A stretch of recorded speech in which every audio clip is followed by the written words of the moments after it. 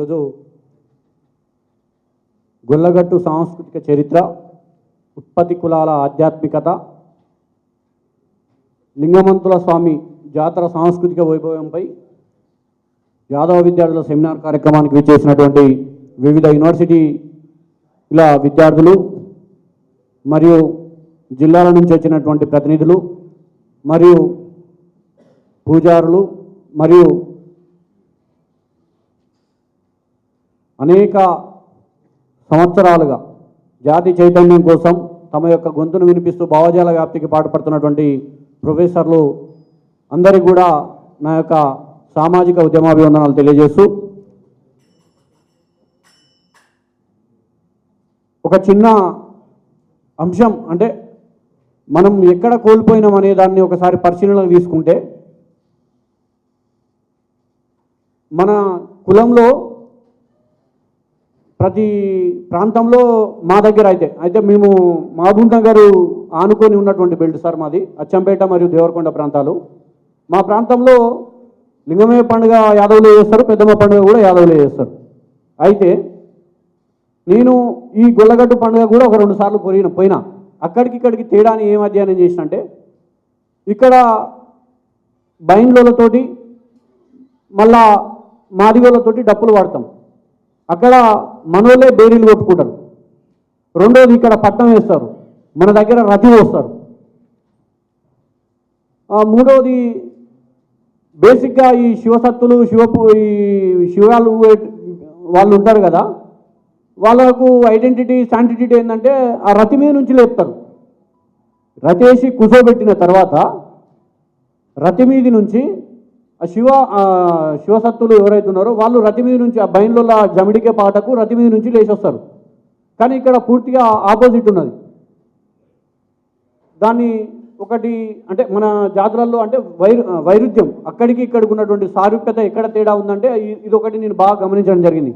రెండోది పూజా విధానంలో మనకంటూ ఒక ప్రత్యేక పూజా విధానం ఉన్నది. ఆ పూజా విధానం గుల్లగడ్డ దగ్గర మర్చిపోయారు, మన దగ్గరకు వచ్చేటువంటి లింగమే పెద్దమ్మ పండుగల దగ్గర కూడా మర్చిపోయారు.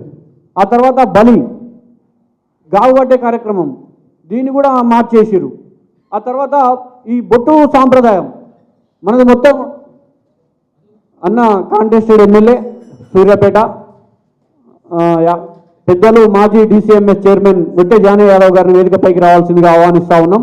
మనకు పూజా విధానంలో కుంకుమ వాడకం అనేది లేదు.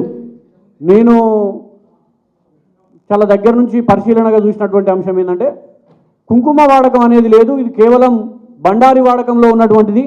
క్రమంగా దాన్ని కూడా మార్చేసేటువంటి ప్రయత్నం జరుగుతూ ఉన్నది. అయితే ఈ క్రమంలో సామాజిక ఉద్యమాలను మరియు రాజకీయ ఉద్యమాలను చాలా దగ్గర నుంచి చూస్తున్నటువంటి వ్యక్తులుగా ఏదైనా జాతి మార్పుకు లోనైనప్పుడు తమ యొక్క సాంస్కృతిక నేపథ్యాన్ని కోల్పోవద్దు, చారిత్రక నేపథ్యాన్ని కోల్పోవద్దు. కానీ యాదవుల్లో అది చాలా సీరియస్గా జరుగుతూ ఉంది, గొల్ల కుర్మల్లో అది చాలా సీరియస్గా జరుగుతూ ఉందని చెప్పేసి భావిస్తూ ఉన్నాం. దాంతోపాటుగా ఇక్కడికి వచ్చినటువంటి పెద్దలకు మా యొక్క విన్నపం ఏంటంటే, ప్రత్యేకమైనటువంటి సాంస్కృతిక చారిత్రక నేపథ్యం కలిగినటువంటి కులాన్ని వివిధ శాఖలుగా, వివిధ వర్గాలుగా, వివిధ భావజాలాలకు లోనైనటువంటి ఈ యొక్క కులాన్ని అధ్యయనం ద్వారా లేదా వీరి యొక్క సాంస్కృతిక నేపథ్యాన్ని, చారిత్రక నేపథ్యాన్ని ఉమ్మడి నేపథ్యంగా భావింపజేసి ఐక్య కులంగా వివిధ శాఖలుగా వేరై ఉన్నప్పటికీ కూడా ఐక్య కులంగా జట్టుకట్టడం ద్వారా మాత్రమే మనం అనుకున్నటువంటి ఏదైనా లక్ష్యం నెరవేరుతుందని చెప్పేసి భావిస్తూ, రాజ్యాధికార ఉద్యమానికి ముందుకు జరిగేటువంటి క్రమంలో సాంస్కృతిక చారిత్రక నేపథ్యాన్ని మనం కోల్పోకుండా ముందుకు సాగాల్సిన అవసరం ఉన్నది. దాంతోపాటు భావజాల వ్యాప్తి కూడా చాలా ముఖ్యమైనది.